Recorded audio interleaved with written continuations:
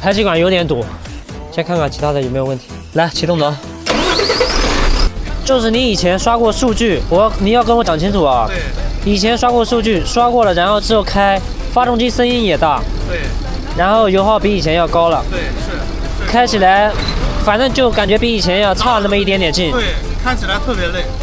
应该是你风扇一直在长转了，这个风扇是不可能一直长转的，应该是你数据刷的问题。哦。你现在这个风扇是一直长转，就转个不停。这个正常启动起来，转一会儿它就自动就停了，得温度达到了才能。你现在不管你多少度温度，它一直都在转，这是不对的。你想想，这1-2年要多说多少钱油啊？2-3年。这搞好了之后，这往后面2-3年省的油要和我一人一半哦。行，可以。好，行。好，那行。行，你给我弄好了，我每天过来。